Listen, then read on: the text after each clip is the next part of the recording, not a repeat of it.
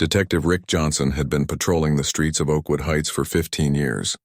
He knew every corner, every house, and most importantly, he knew who belonged where. That's why his attention was caught when he spotted the black luxury sedan cruising slowly through the neighborhood's tree-lined streets. It was a Tuesday afternoon, and the sun was casting long shadows across the perfectly manicured lawns. Rick was parked behind a row of hedges, his usual spot for watching the neighborhood.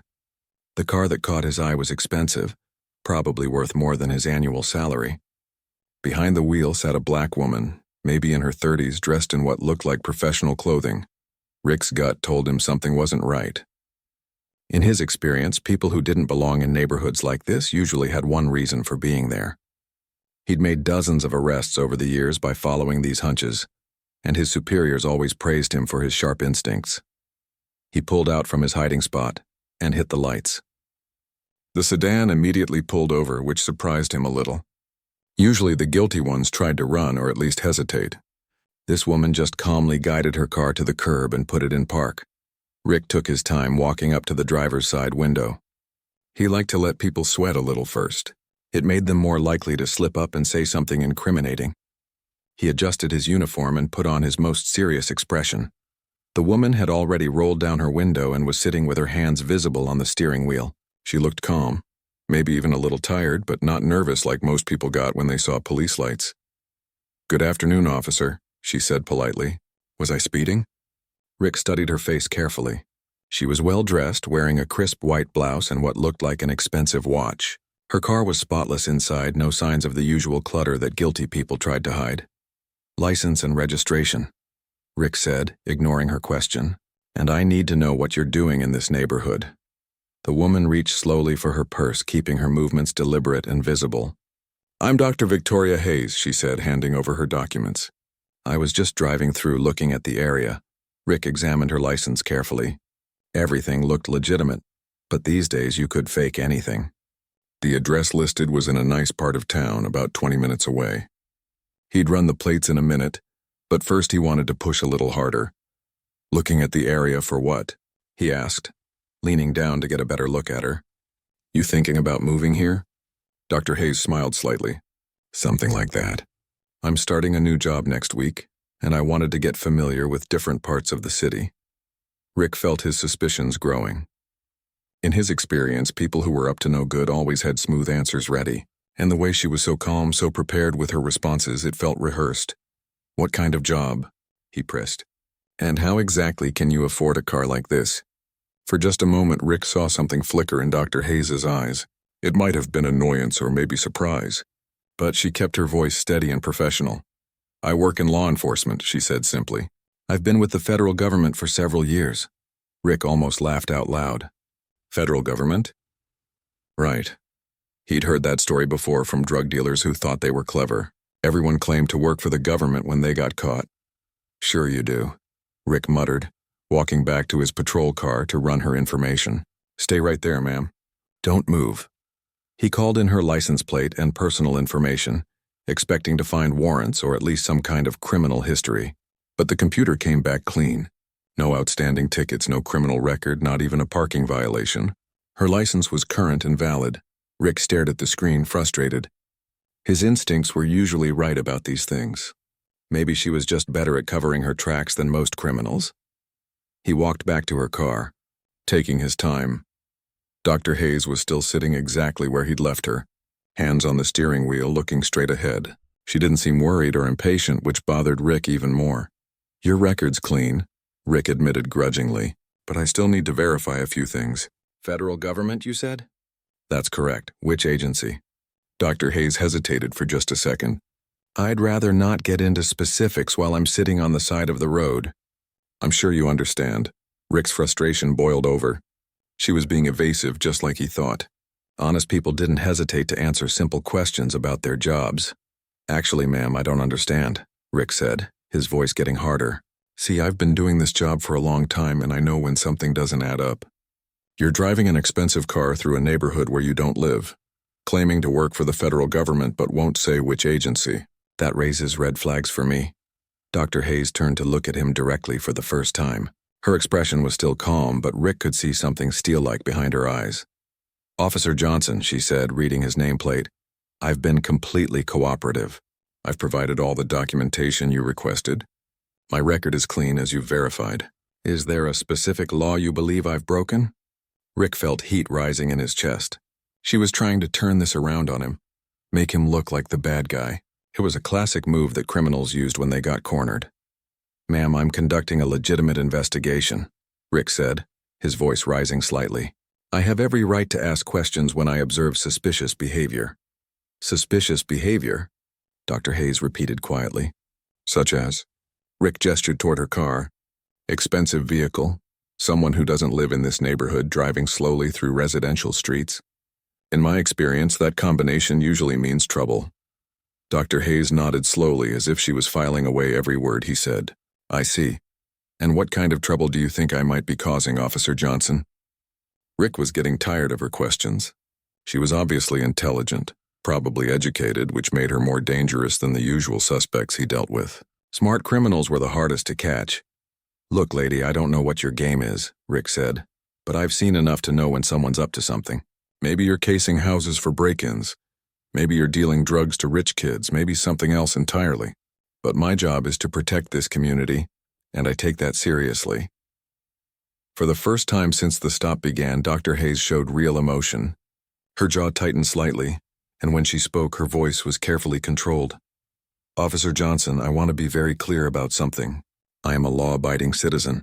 I have never been arrested, never been charged with a crime, never even received a traffic ticket. I work in law enforcement myself, and I understand the difficult job you do.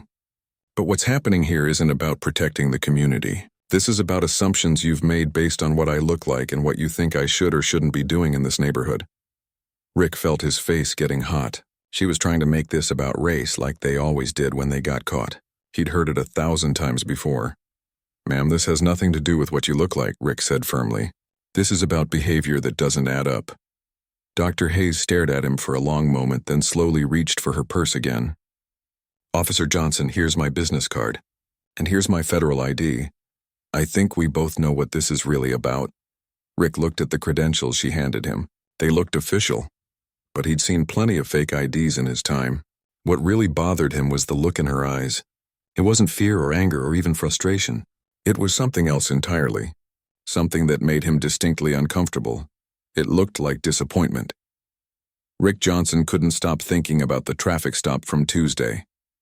Something about that woman, Dr. Victoria Hayes, bothered him in a way he couldn't quite put his finger on. Her calm demeanor, her perfect answers, the way she'd looked at him at the end like she knew something he didn't.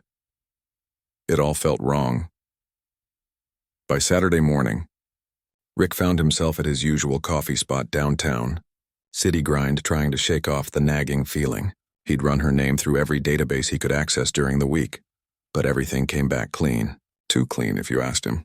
People who worked in federal law enforcement usually had some kind of digital footprint, some mention in case files or news articles. Dr. Hayes seemed to exist only on paper. Rick ordered his usual black coffee and found a corner table where he could watch the Saturday morning crowd. The place was busy with the weekend rush, filled with families, couples, and business people who apparently worked weekends. He was halfway through scrolling news articles on his phone when he heard a familiar voice. I understand your concerns, Chief, but we can't keep putting off these changes. Rick's head snapped up. There, 3 tables away, sat Dr. Victoria Hayes. She was wearing casual clothes today, jeans and a sweater, but she carried herself with the same confident posture he remembered from the traffic stop. She had her phone pressed to her ear and was speaking in low, serious tones. Rick quickly angled his body so he could listen without being obvious about it.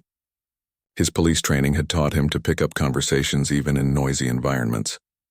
The department has some serious issues that need addressing, Dr. Hayes continued.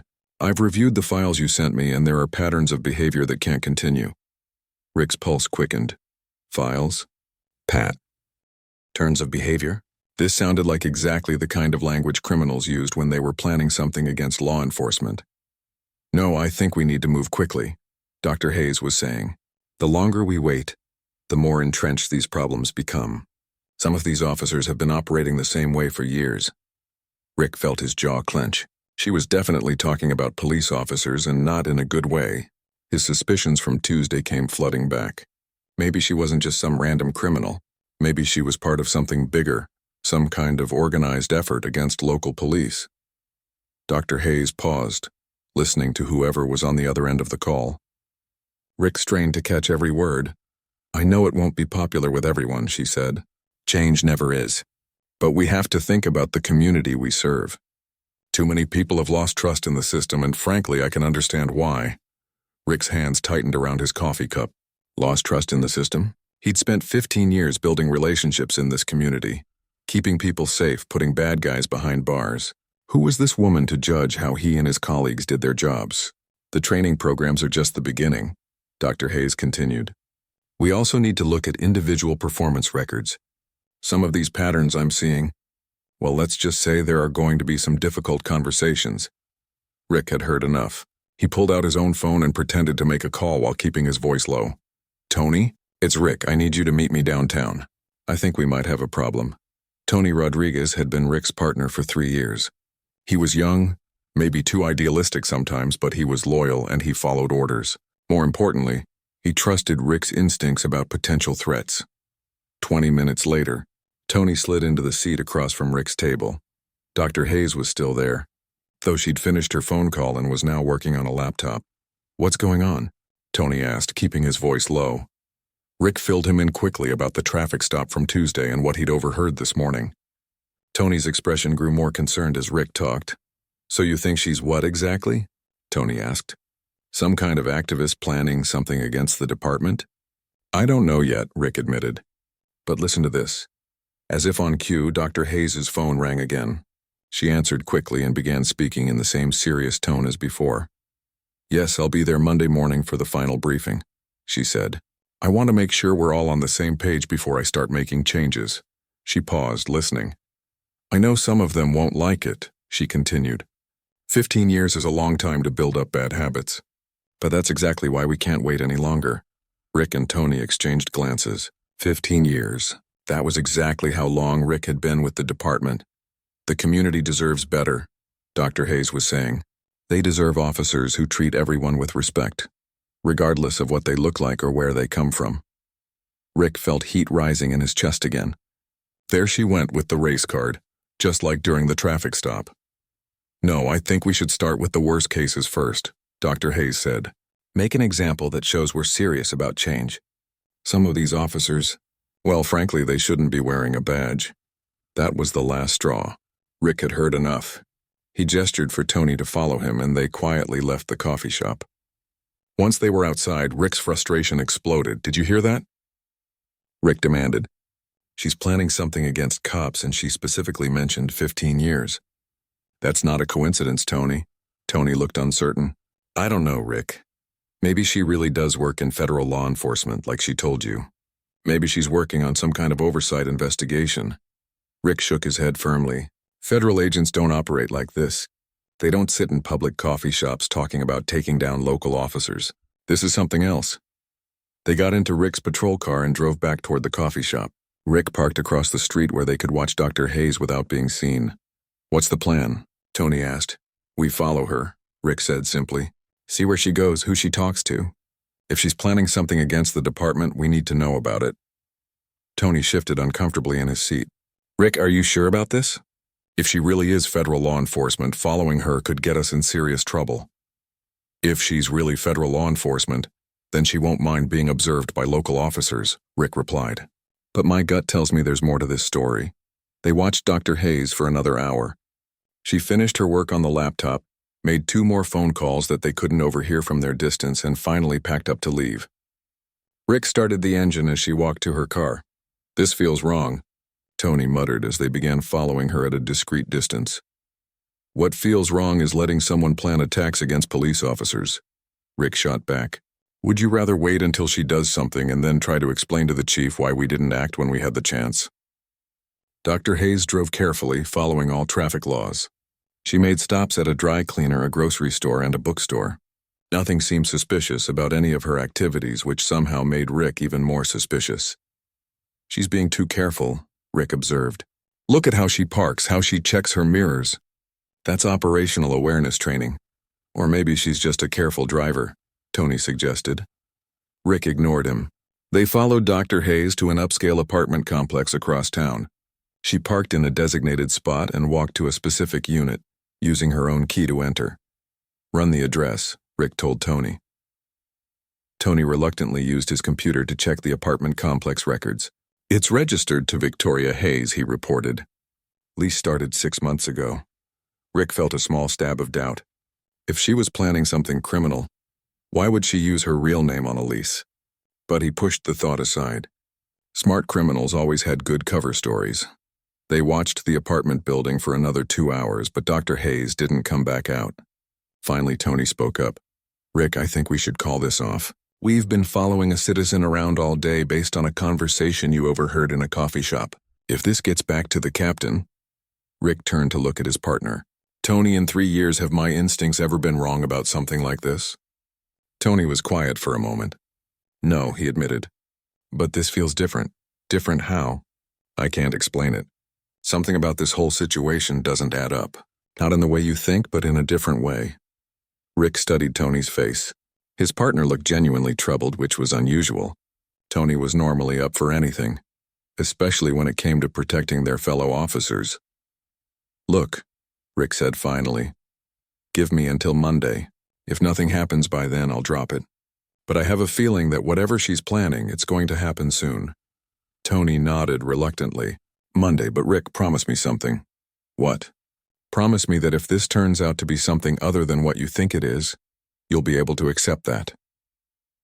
Rick looked back at the apartment building where Dr. Hayes had disappeared. Something was definitely going to happen Monday. He could feel it in his bones. The question was whether he'd be ready for it. "Don't worry about me, partner," Rick said. "I know exactly what I'm doing." Rick Johnson spent most of Sunday digging deeper into Dr. Victoria Hayes' background. He'd called in a few favors with contacts in other departments, used every database he had access to, and even reached out to a buddy who worked federal security clearances. What he found only made him more suspicious. On paper, Dr. Hayes was perfect.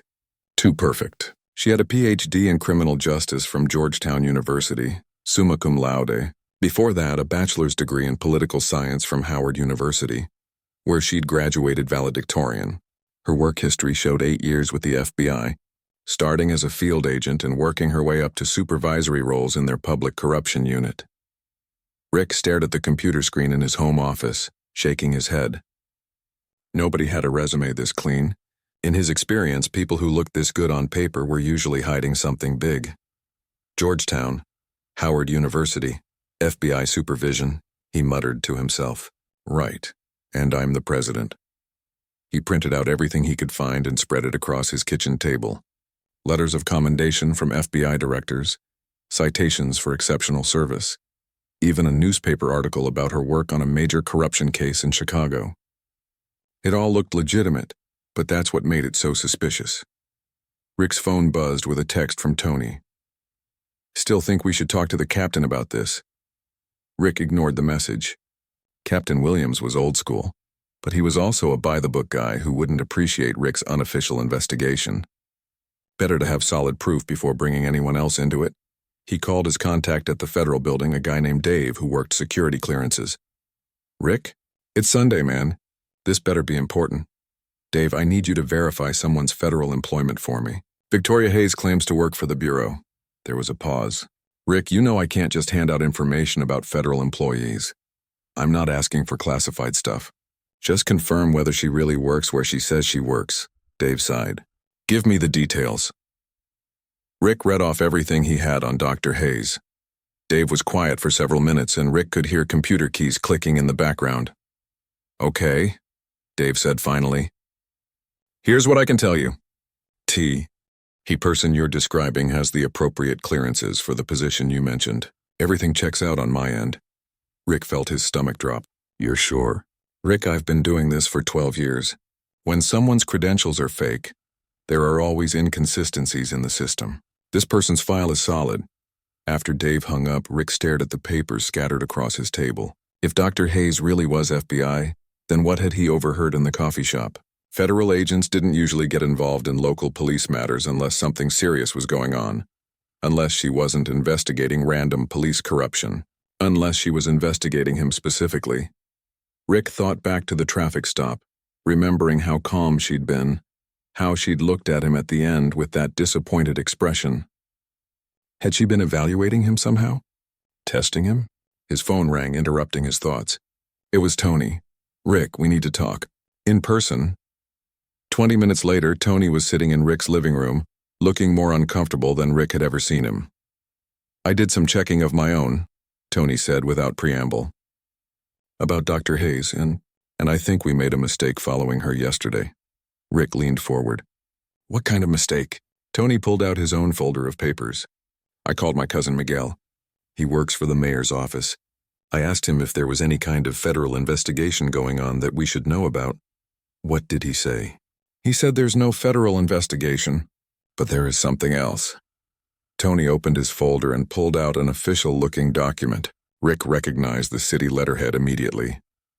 "Rick, the city announced the appointment of a new police captain last week, someone with extensive federal law enforcement experience, brought in specifically to reform department practices and improve community relations." Rick felt a cold knot forming in his stomach. "And? The announcement doesn't include a name yet. They're waiting until Monday morning to make it official." Tony looked directly at Rick. "But Miguel described her as a black woman, in her 30s with FBI background, and a PhD in criminal justice." The room seemed to tilt around Rick. He grabbed the document from Tony's hands and read it carefully. The description fit Dr. Hayes perfectly. "This doesn't make sense," Rick said, but his voice sounded weak even to himself. "She was sitting in a coffee shop talking about taking down police officers." "Rick, think about what you actually heard. You said she mentioned reviewing files and patterns of behavior. You said she talked about training programs and performance records." Tony's voice was gentle but firm. "That's not how criminals talk about attacking police. That's how administrators talk about managing police." Rick felt heat creeping up his neck. "But she said some officers shouldn't be wearing badges." "Yeah," Tony said quietly. "She did. And after what I saw yesterday, watching you follow around someone who might be our new boss based on a conversation you overheard in a coffee shop, I'm starting to think she might have a point." The words hit Rick like a physical blow. "What's that supposed to mean?" Tony stood up and walked to the window. "Rick, you're my partner and my friend. But I watched you spend an entire day stalking someone because you didn't like what you heard her say about police reform. You pulled me into an unauthorized surveillance operation based on nothing but your gut feeling that a black woman driving through a nice neighborhood must be up to something." "That's not what this was about," Rick protested, "wasn't it?" Tony turned to face him. "Be honest with me, Rick. If Dr. Hayes had been a white man sitting in that coffee shop talking about the same things, would you have followed him?"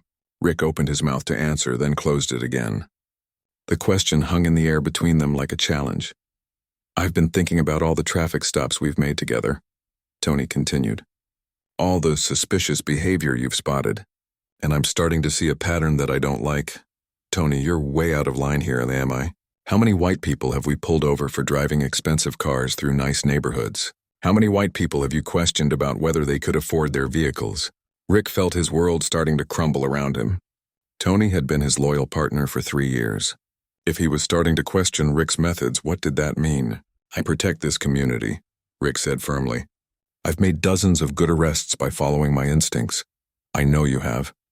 But I'm also starting to realize that your instincts might be influenced by things you don't want to admit." Tony gathered up his papers and headed for the door. "Rick, if Dr. Hayes really is our new captain, tomorrow morning is going to be very awkward for you." "Where are you going?" "Home. To think about whether I want to keep being your partner." After Tony left, Rick sat in his empty living room staring at the evidence spread across his coffee table. Everything pointed to the same conclusion. Dr. Victoria Hayes was exactly who she claimed to be. A highly qualified federal agent who was about to become his boss. But if that was true, then everything else Tony had said might be true too. Rick thought about the traffic stop again, trying to see it from an outside perspective. A black woman driving legally through a neighborhood, pulled over and questioned aggressively about her right to be there. A woman who had remained calm and professional, while he made assumptions about her character. Based on her appearance, a woman who was, probably going to be reviewing his performance record very soon. Rick's phone buzzed with a text message from an unknown number. "Officer Johnson? This is Dr. Hayes. I think we should talk before Monday morning." Can you meet me at the station at 8 a.m.? Rick stared at the message for a long time. How had she gotten his number? When had she decided to contact him? And most importantly, what exactly did she want to talk about? He typed back, "How do I know this is really you?" The response came quickly. "Because I know what happened on Tuesday afternoon and I know what you did on Saturday. We need to clear the air before I officially start my new position." Rick's hands were shaking as he typed his reply. "What new position?" The final text made his blood run cold. "The one where I'll be responsible for evaluating the performance of every officer in this department, including you." Rick set down his phone and looked around his living room. 15 years of service, hundreds of arrests, dozens of commendations. His entire career suddenly felt like it was balanced, on the edge of a knife. And the person holding that knife was someone he'd spent the week investigating like a criminal. Tomorrow morning was going to change everything. The question was whether Rick was ready to face what that change might mean for his future in law enforcement. He looked at Dr. Hayes' credentials scattered across his coffee table one more time. PhD, FBI experience, letters of commendation, spotless record. Everything he'd dismissed as too good to be true because it didn't fit his assumptions about who she was supposed to be. For the first time in 15 years, Rick Johnson wondered if his instincts might be wrong. Rick Johnson barely slept Sunday night. He spent hours staring at the ceiling, replaying every interaction he'd had with Dr. Victoria Hayes. The traffic stop, the coffee shop, the surveillance, Tony's accusations. By morning, his mind was a mess of doubt, anger, and something that felt uncomfortably like fear. He arrived at the police station at 7:45 a.m., 15 minutes early for his meeting with Dr. Hayes. The parking lot was busier than usual for a Monday morning. Rick noticed several cars he didn't recognize, including a few that looked like city government vehicles. Inside, the station buzzed with unusual activity. Officers who normally started their shifts at different times were all present. Administrative staff who rarely worked Mondays were at their desks. Something big was clearly happening. Rick checked in with the desk sergeant, who told him to wait in conference room B. As he walked down the hallway, he passed Captain Williams's office and saw the door was closed, with voices coming from inside. Through the frosted glass, he could make out several figures but couldn't identify anyone specifically. Conference room B was empty except for 2 cups of coffee and a folder sitting on the table. Rick sat down heavily, his stomach churning with anxiety. He'd been in this room hundreds of times for briefings, case discussions, and disciplinary meetings. But somehow today it felt different. At exactly 8 a.m., the door opened and Dr. Victoria Hayes walked in. She was wearing a crisp navy blue suit and carried herself with the same calm confidence Rick remembered from their previous encounters. But something was different about her today. She looked more official, more authoritative. "Good morning, Officer Johnson," she said, taking the seat across from him. "Thank you for meeting with me." Rick nodded, not trusting himself to speak yet. Up close, he could see that Dr. Hayes looked tired, as if she hadn't slept much either. "I imagine you have questions," she continued, opening the folder she'd brought with her. "And I'm sure yesterday was confusing for you." "Yesterday was a mistake," Rick said quickly. "I was just being cautious about potential threats to the department." Dr. Hayes studied his face for a moment. "Officer Johnson, can we agree to be honest with each other? I think we've both had enough confusion for 1 week." She pulled several documents from her folder and spread them on the table. Rick recognized his own personnel file, including his arrest records, commendation letters, and complaint history. "I've been reviewing your record," Dr. Hayes said simply. 15 years of service, dozens of commendations, an impressive number of arrests. Rick felt a small flicker of hope. Maybe this wasn't going as badly as he'd feared.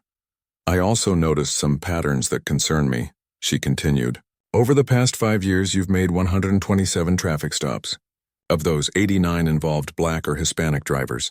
You've written 45 tickets for driving in neighborhoods where the driver didn't reside, and 41 of those were issued to people of color." The hope died quickly. Rick felt heat rising in his chest. "Those numbers don't tell the whole story." "You're right," Dr. Hayes agreed. "They don't.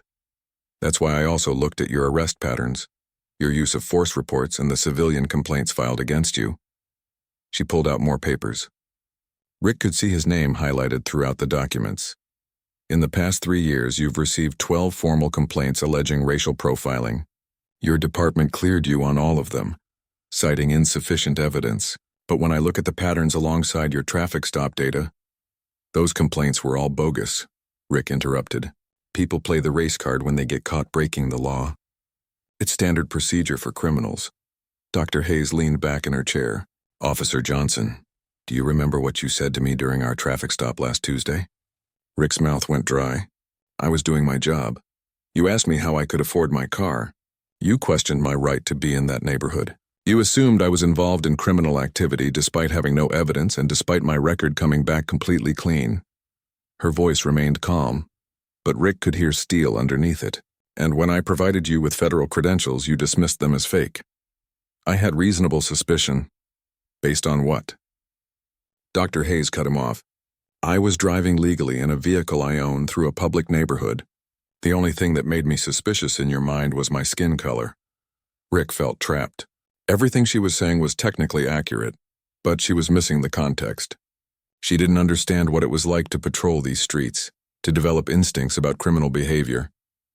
You don't know what it's like out there, Rick said finally. You sit in federal buildings and read reports. I'm on the streets every day dealing with real criminals, protecting real people. Officer Johnson, Dr. Hayes said quietly. I spent 8 years as an FBI field agent. I've been shot at, threatened, and had my life put in danger more times than I care to count. I've arrested murderers, drug dealers, corrupt politicians, and terrorists. So please don't assume that I don't understand what it's like to do dangerous police work. The room fell silent. Rick stared at the table, feeling smaller by the minute. The difference, Dr. Hayes continued, is that I learned to base my suspicions on behavior, not appearance. I learned to treat every citizen with respect until they gave me a specific reason not to. And I learned that the badge I wore represented something bigger than my personal feelings or assumptions. So what happens now? Rick asked, still not looking up. That depends on you. Rick finally met her eyes. What do you mean? Dr. Hayes closed the folder and leaned forward. Officer Johnson, I'm going to tell you something that very few people know yet. In about an hour, Chief Martinez is going to announce that I'm the new captain of this precinct. I've been brought in specifically to address issues of community relations and officer accountability. The words hit Rick like a physical blow. Everything Tony had suspected was true. The woman he'd harassed, investigated, and followed around town was about to become his direct superior. The traffic stop, the surveillance, everything you did this weekend, Dr. Hayes continued, could be grounds for disciplinary action. Harassment, stalking, abuse of police resources, violation of civil rights. Any one of those charges could end your career. Rick felt the walls closing in around him. 15 years of service, his pension, his reputation. Everything was about to disappear. But, Dr. Hayes said, I'm more interested in fixing problems than punishing people, so I'm going to give you a choice. Rick looked up hopefully. You can transfer to another precinct. I'll arrange it quietly. No black marks on your record, no publicity. You can finish your career somewhere else and retire with your pension intact. What's the alternative? You stay here and work for me. But if you choose that option, things are going to change dramatically. You'll undergo sensitivity training, bias training, community relations training. You'll have a new partner who will monitor your interactions with the public. Every stop you make, every report you write, every decision you make will be scrutinized carefully. Rick felt a flash of anger. You want to destroy my career? No, Dr. Hayes said firmly. I want to save it. Officer Johnson, you're not a bad person, but you've developed habits and attitudes that are harmful to the community we're supposed to serve. I'm offering you a chance to change those habits. And if I don't want to change? Dr. Hayes looked at him for a long moment. Then you don't belong in law enforcement. Through the conference room window, Rick could see other officers gathering in the main briefing room. The announcement was going to happen soon. I need an answer now, Dr. Hayes said. In 10 minutes, I'm going to walk into that room as your new captain. I need to know whether you're going to be part of the solution or part of the problem. Rick thought about Tony's words from the night before, about the traffic stop patterns, about his assumptions, about the disappointed look in Dr. Hayes's eyes when she'd realized what kind of officer he was. He thought about his 15 years of service, about all the people he'd arrested, all the neighborhoods he'd patrolled, how many of those stops had been legitimate police work, and how many had been based on the same prejudices that led him to harass Dr. Hayes. If I stay, Rick said slowly. If I try to change, will you give me a real chance? Or are you just waiting for me to screw up so you can get rid of me? Dr. Hayes smiled slightly. The first time Rick had seen any warmth in her expression since they'd met. Officer Johnson, I believe that people can change if they want to, but they have to want to. The question is, do you? Rick looked at his personnel file spread across the table.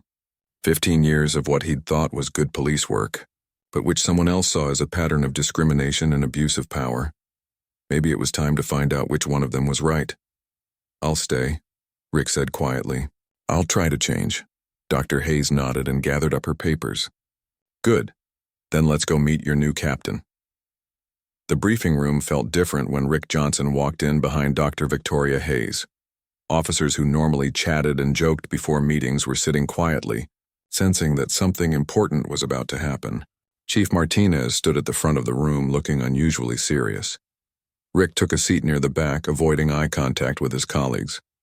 Tony was sitting 3 rows ahead, and Rick could see the tension in his partner's shoulders. Word had gotten around that something big was happening, but nobody knew exactly what.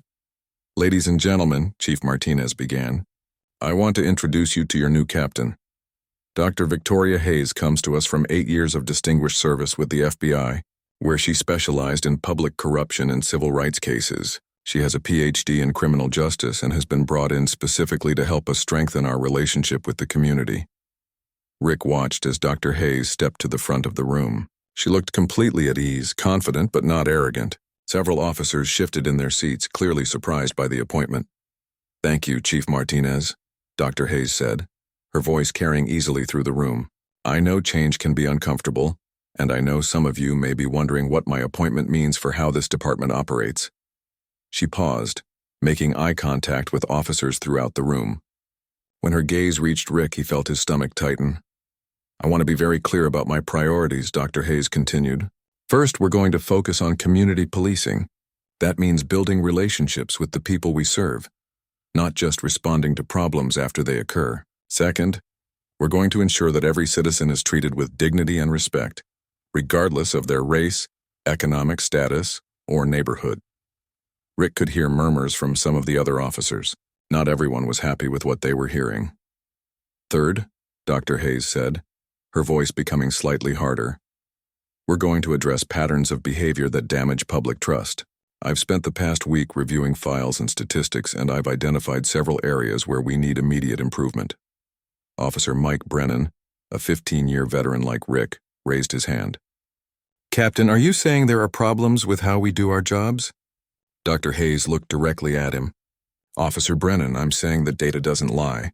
When certain officers make traffic stops at rates that disproportionately target people of color, when use of force incidents cluster around specific neighborhoods, when civilian complaints follow clear patterns, those are problems we need to address. The room was completely silent now. Rick felt like every officer in the room was holding their breath. Over the next month, Dr. Hayes continued, every officer will participate in bias training and community relations workshops. We're also implementing new policies for traffic stops, including mandatory documentation of the specific reason for each stop. Officer Brennan raised his hand again. What if we don't agree with these new policies? Dr. Hayes smiled, but there was no warmth in it. Officer Brennan, you're welcome to disagree, but you're not welcome to ignore department policy. Anyone who can't follow the new procedures is free to seek employment elsewhere. After the briefing, Rick waited for the room to clear before approaching Dr. Hayes. She was packing up her materials, and she looked up when she saw him coming. Second thoughts, Officer Johnson? She asked quietly. No, ma'am. I wanted to ask about my new partner assignment. Officer Rodriguez has requested a transfer to Detective Division. I've approved it. Dr. Hayes looked at Rick directly. He felt he could no longer work effectively with someone whose methods he disagreed with. Rick felt a stab of loss. Tony had been a good partner, and now that relationship was over because of Rick's mistakes. Your new partner will be Officer Lisa Chen. She's been with the department for 5 years and has an excellent record of community relations. She'll be monitoring your interactions with the public and providing feedback on your performance. Understood. Dr. Hayes studied his face. Officer Johnson, I want to be clear about something. The choice you made this morning was the right one, but it was only the first step. Changing ingrained habits and attitudes is hard work. There will be times when you'll be tempted to fall back into old patterns. Yes, ma'am. If that happens, if you can't adapt to the new standards, I will not hesitate to remove you from the force. The community we serve deserves better than officers who see certain citizens as inherently suspicious. Rick nodded. I understand. 3 months later, Rick was working his regular patrol with Officer Chen. It had been a difficult adjustment, having someone constantly evaluating his decisions, but he was beginning to see the value in it. They were driving through the Oakwood Heights neighborhood when Chen pointed out a luxury car driving slowly through the residential streets. Suspicious behavior? She asked, testing him. Rick studied the situation carefully. A well-dressed black man was behind the wheel, checking house numbers as if he was looking for a specific address. 6 months ago, Rick would have made the stop immediately. Today, he thought about what he'd learned in his training sessions. What specific traffic law was being violated? What concrete evidence of criminal activity did he observe? No, Rick said finally. He's driving legally and appears to be looking for an address. No reason to make contact unless he actually breaks a law. Chen nodded approvingly. Good reasoning. As they continued their patrol, Rick found himself thinking about how different his job felt now. He was still making arrests, still protecting the community, but he was doing it in a way that treated all citizens fairly. The work was actually more challenging now because he had to base his suspicions on real evidence rather than assumptions.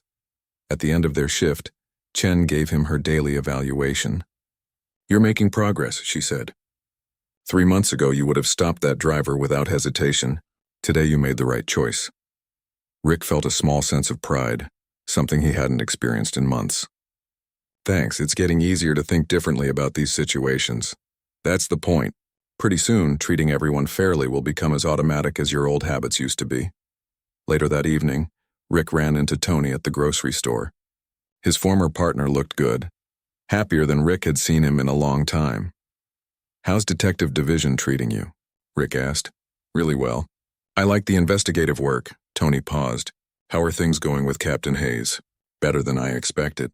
She's tough but fair, and she was right about a lot of things. Tony smiled. That must have been hard to admit. Yeah, it was. But you know what's weird? I think I'm becoming a better cop. When you have to actually justify every stop you make, when you have to base your suspicions on real evidence instead of gut feelings, it makes you more professional. I'm glad to hear that, Rick, really. As Rick drove home, he passed through the same neighborhoods he'd patrolled for 15 years, but somehow they looked different now. Instead of seeing potential threats around every corner, he saw communities full of people going about their daily lives. People who deserved to be treated with respect by the officers sworn to protect them. His phone buzzed with a text from Officer Chen. Community meeting tomorrow, night at 7 p.m. Captain Hayes wants all patrol officers to attend. Rick typed back, I'll be there. 6 months ago, the idea of sitting in a room with community members discussing police practices would have felt like torture. Now Rick found himself looking forward to it. He was curious to hear what residents really thought about the changes Captain Hayes had implemented. At the community meeting the next night, Rick sat quietly as citizens shared their experiences with the police department. Some of the stories were difficult to hear, accounts of traffic stops and interactions that sounded uncomfortably similar to his old methods. But there were positive stories too. An elderly Hispanic man talked about how Officer Chen had helped him when his car broke down, treating him with kindness and respect. A young black woman described a recent traffic stop where the officer had been professional and courteous, even though she'd been worried about the interaction. When Captain Hayes asked for questions from the community, a middle-aged black woman raised her hand. Captain, I want to know if the changes you've made are real or just for show. My son was pulled over 6 times last year for driving in his own neighborhood. Is that going to keep happening? Dr. Hayes looked directly at the woman. Ma'am, I can't promise that mistakes won't happen in the future, but I can promise that officers who engage in racial profiling will face real consequences, and I can promise that we're training every officer to recognize their own biases and make decisions based on behavior, not assumptions. After the meeting, Rick approached the woman who had asked the question. Excuse me, ma'am. I'm Officer Johnson. I wanted to apologize for any negative experiences you or your son may have had with our department. We're working hard to do better. The woman looked surprised. You're actually apologizing? Yes, ma'am. Some of us made mistakes in the past. We're trying to learn from them. The woman studied his face for a moment. My son is a good kid. He's in college, works part-time, never been in trouble. But he's afraid to drive through certain neighborhoods because he knows he'll get stopped. Rick felt a familiar knot in his stomach.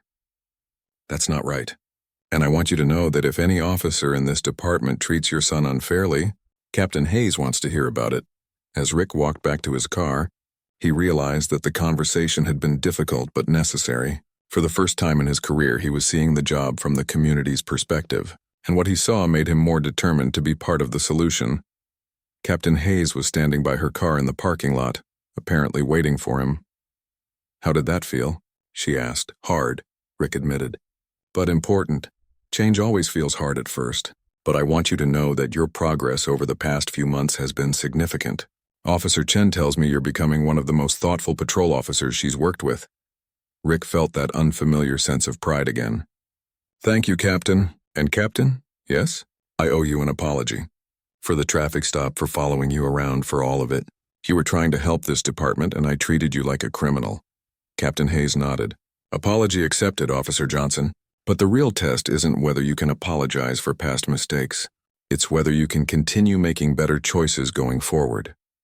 As Rick drove home through the neighborhoods he'd once patrolled with suspicion and prejudice, he thought about the journey he'd been on over the past 6 months. It hadn't been easy, admitting that his methods were wrong, learning new ways of thinking about his job and the people he served. But for the first time in years, Rick Johnson felt like he was truly protecting and serving his community, and that felt better than any arrest he'd ever made.